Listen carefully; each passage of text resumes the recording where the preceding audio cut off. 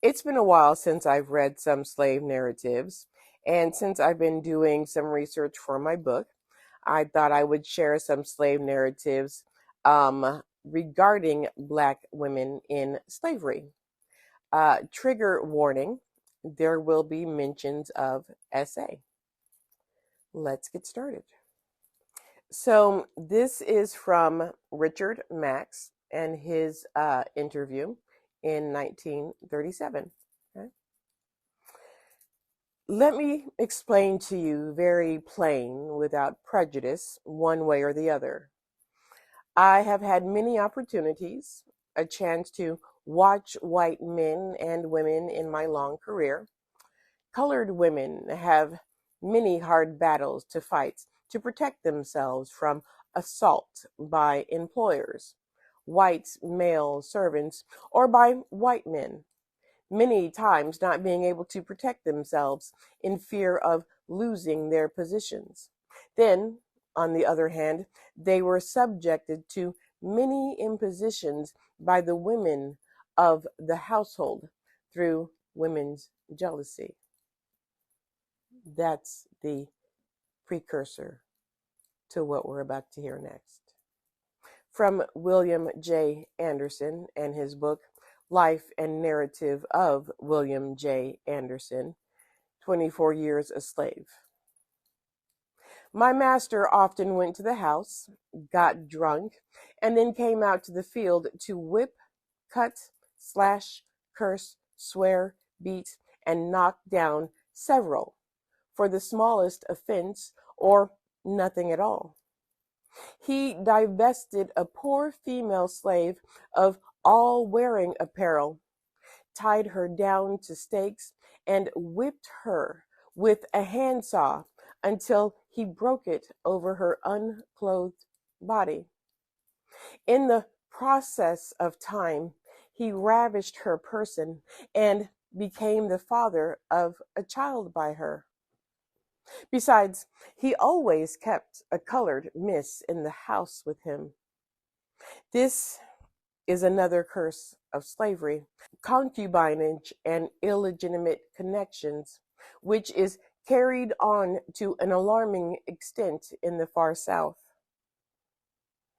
A poor slave man who lives close by his wife is permitted to visit her, but very seldom, and other men, both white and colored, cohabit with her. It is undoubtedly the worst place of incest and bigamy in the world. A white man thinks nothing of putting a colored man out to carry the front row of field work and carry on the same sport with the colored man's wife at the same time. From William Thompson, from Benjamin Drew's book, The Refugee, or The Narratives of Fugitive Slaves in Canada. I knew a man at the South who had 6 children by a colored slave. Then there was a fuss between him and his wife, and he sold all the children but the oldest slave daughter. Afterward, he had a child by this daughter, and sold mother and child before the birth. This was nearly 40 years ago. Such things were done frequently in the South. One brother sells the other. I have seen that done. And finally, from Moses Roper, Narrative of the Adventures and Escape of Moses Roper from American Slavery. He says, I was born in North Carolina, in Caswell County. I'm not able to tell in what month or year. What I shall now relate is what was told me by my mother and grandmother. A few months before I was born, my father married my mother's young mistress. As soon as my father's wife heard of my birth, she sent one of my mother's sisters to see whether I was white or black. And when my aunt had seen me, she returned back as soon as she could and told my mistress that I was white and resembled Mr. Roper very much. Mr. Roper's wife Not being pleased with this report, she got a large club stick and a knife and hastened to the place in which my mother was confined. She went into my mother's room with a full intention to murder me with the knife and club.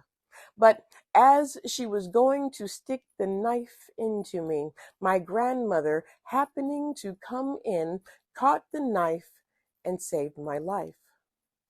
But as well as I can recollect from what my mother told me, my father sold her and myself soon after her confinement. Period of seclusion after childbirth. Black women lived and experienced life at the whim of slave owners and their wives.